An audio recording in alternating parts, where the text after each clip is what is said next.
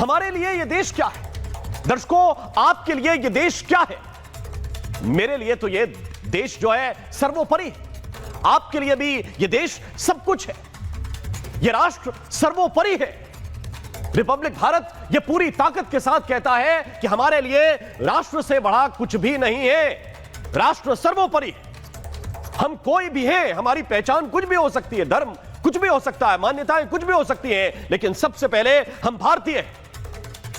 एक भावना है कि हम रहें न रहें, यह देश रहना चाहिए।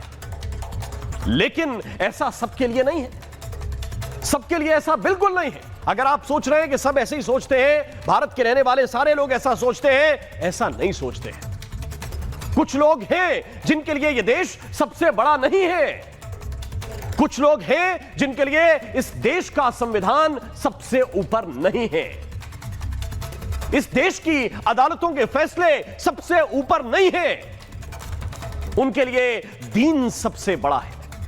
उनके लिए दीन सबसे बड़ा है। बाबा साहेब सही थे। बाबा साहेब भीमराव अंबेडकर सही थे। जो उन्होंने उस वक्त कहा, वो एक एक शब्द अब सही साबित हो रहा है। एक मुफ्ती, तस्वीर जरा आप देखिए, यह खुलकर कह रहा है कि जो मुसलमान देश को बड़ा मानते हैं वो गलत करते हैं, उनका अप्रोच गलत है।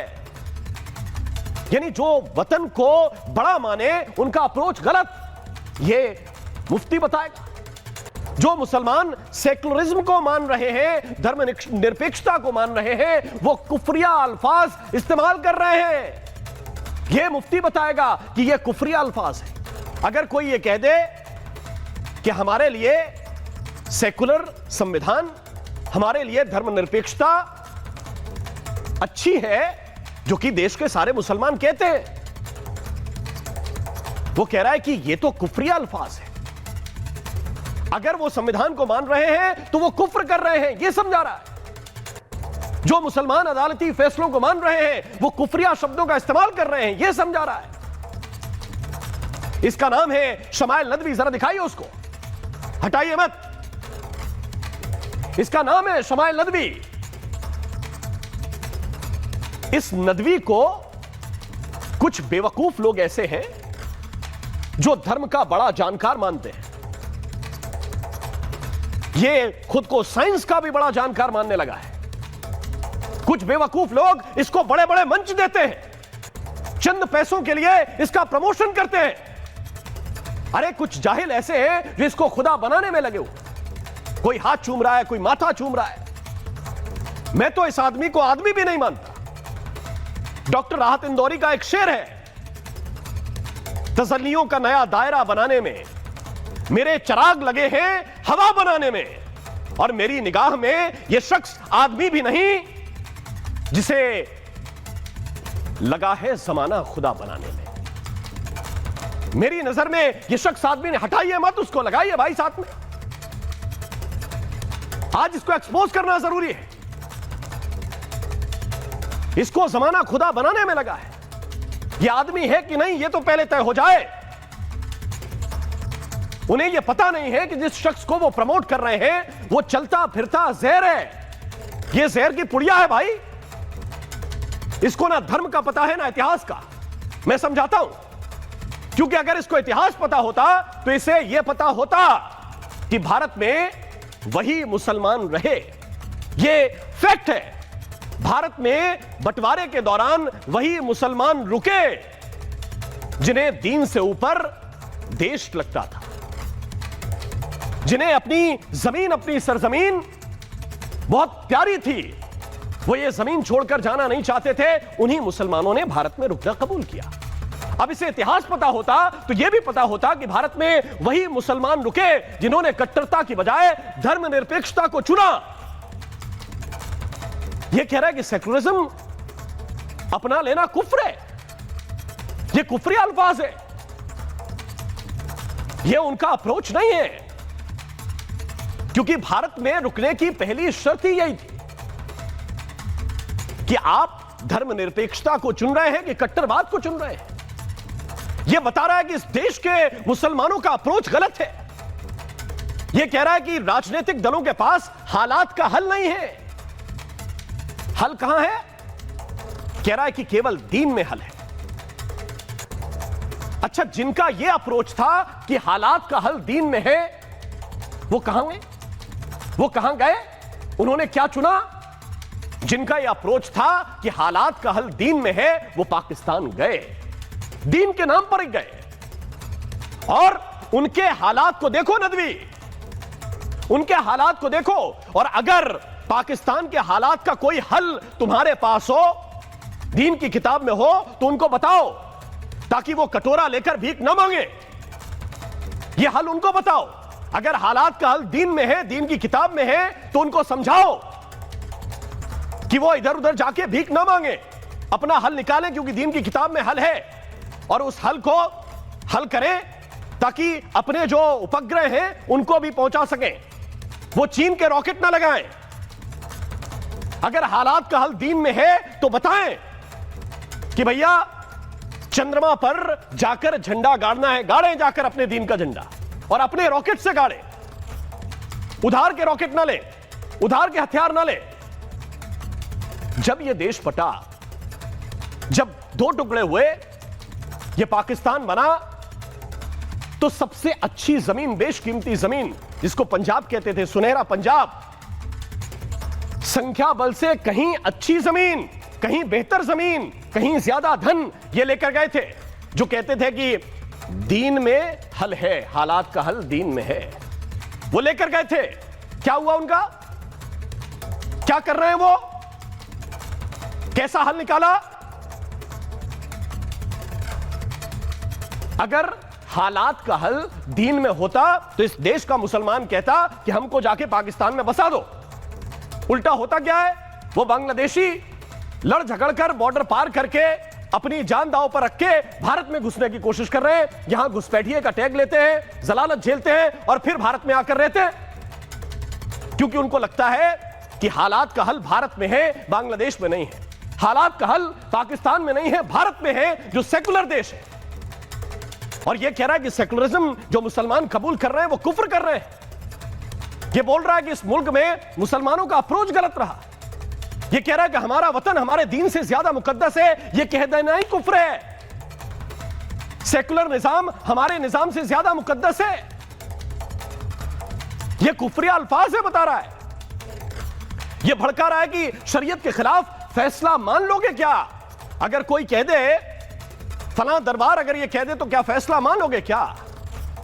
अरे मान नहीं लोगे, नियम है देश का, संविधान है देश का, मानना पड़ेगा। इस देश की संसद से जो नियम बनेंगे वो मानने पड़ेंगे।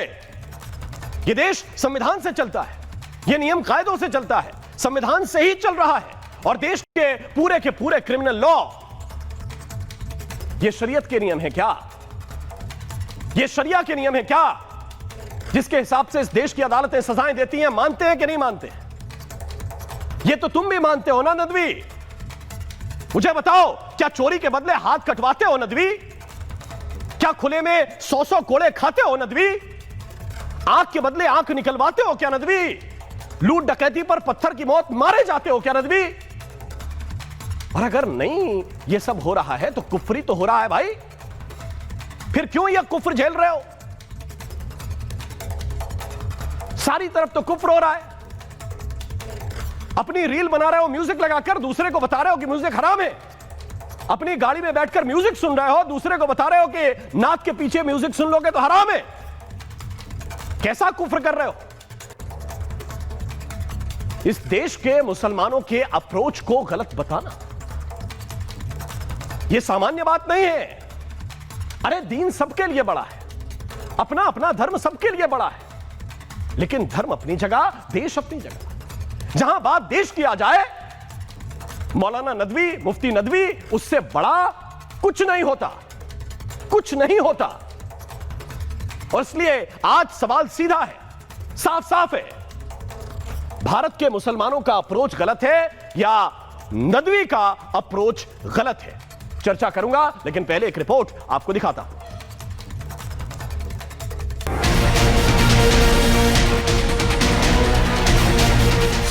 भारत में कट्टरपंथ का बीज बोया जा रहा है। कुछ मौलाना भारत के मुसलमानों को भड़काने में जुटे हैं। चाहे मौलाना अरशद मदनी हो जो सुप्रीम कोर्ट पर सवाल उठाते हैं, या फिर मुफ्ती शमाइल नदवी जो मजहब के नाम पर मुसलमानों को भड़काने में जुटे हैं। देश की संवैधानिक व्यवस्था से ज्यादा जरूरी मजहब को बता रहे हैं। हालात का हल किसी सियासी पार्टी के पास नहीं है। हालात का हल इताअते दीन में है। हालात का हल इकामते दीन में है। हालात का हल इत्तिबाए सुन्नत नबवी में है। भारत में मुसलमानों के हालात का जिम्मेदार कौन है? क्या किसी सियासी पार्टी के पास मुसलमानों की समस्याओं का हल नहीं है? क्या दीन में ही मुसलमानों की समस्याओं का हल है? अगर नहीं तो आखिर क्यों मुफ्ती शमाइल नदवी मुसलमानों को इस देश के खिलाफ भड़का रहा है? आखिर क्यों मुसलमानों की अप्रोच को गलत बता रहा है? आखिर क्यों सेकुलर व्यवस्था के खिलाफ जहर उगल रहा है? क्या मुफ्ती शमाइल नदवी देश के खिलाफ किसी बड़ी साजिश का हिस्सा है? इस मुल्क में हमारा अप्रोच गलत रहा। हमने गलत अप्रोच इख्तियार किया। हम ये कहते फिरते रहे कि हमारा वतन हमारे दीन से ज्यादा मुकद्दस है। हमने ये एतराफ किया कि सेक्युलर निजाम हमारे निजाम से ज्यादा मुकद्दस है। हम कुफरिया अल्फाज कहते रहे। हम ऐसे अल्फाज और ऐसे जुमले अपनी जुबान से निकालते रहे कि फुला दरबार से जो फैसला हो जाएगा हम खामोशी से तस्लीम कर लेंगे। क्या फुला दरबार अगर शरीयत के खिलाफ हुक्म दे क्या तुम तस्लीम करोगे? जाकिर नाइक चले गए, लेकिन निश्चित रूप से वो अपने चेले चपाटों को छोड़ गए। आप देखिए जिस प्रकार से मौलाना जी आप संविधान की धत्ता बताते हुए और शरिया कानून की बात कर रहे हैं, और ये शरिया कानून को कह रहे हैं संविधान से ऊपर, एक इतना दुर्भाग्य की बात है। हमें लगता है कि अगर इसी तरह चलता रहे तो अगर हिंदू भी कहे कि हम मनुस्मृति को मानेंगे तो फिर क्या रह जाएगा। तो इसके लिए हमें लगता है कि ऐसे मौलाना पे सख्ती रखनी चाहिए, कार्रवाई करनी चाहिए। शमाइल नदवी खुद को इस्लामिक स्कॉलर बताता है, लेकिन ये बातें जहरीली कर रहा है। ऐसी बातें जो देश हित में नहीं है, लेकिन शरीयत की आड़ लेकर वो संविधान पर चोट कर रहा है। मुसलमानों को संविधान की बजाय शरीयत मानने के लिए गुमराह कर रहा है। लेकिन क्या ये संभव है? क्या भारत में संविधान की जगह शरीयत ले सकती है? किसी भी मोमिन मर्द और मोमिन औरत के लिए यह जायज नहीं है, यह गुंजाइश नहीं है कि अगर अल्लाह ने किसी मामले में कोई फैसला कर दिया तो अब अल्लाह को छोड़कर गैरुल्लाह को हकम बनाए। यह जायज नहीं है कि अल्लाह को छोड़कर, अल्लाह के फैसले को छोड़कर अपने मनपसंद ख्वाहिशात पर मबनी फैसलों पर जो है एतमाद करे और इसकी इत्तिबा करे। देखिए, ऐसे बहुत से मौलाना हैं जो मुंह पर संविधान रखते हैं लेकिन उनके दिल में तालिबान ही बसता है, और यह बार बार देखा गया है। लेकिन एक बात बहुत स्पष्ट है, यह देश सिर्फ और सिर्फ संविधान से चलेगा। ये किसी की मनमर्जी से नहीं चलेगा। ये किसी धर्म के नियम और कानून से नहीं चलेगा। और यह बात जो भी मौलाना बयान दे रहे हैं उनको अच्छी तरह से समझ लेना चाहिए। भारत एक सेक्युलर देश है। ऐसे में सवाल यह है कि क्या शमाइल नदवी जैसे कट्टरपंथी इस देश की एकता से डर गए हैं? क्या वो मुस्लिमों को भड़काकर देश की नींव कमजोर करने की कोशिश कर रहा है? और सबसे बड़ा सवाल यह है कि देश का आम मुसलमान नदवी जैसे कट्टरपंथियों की भाषा से कितना इत्तेफाक रखता है? महाभारत में आज इसी पर होगी बात।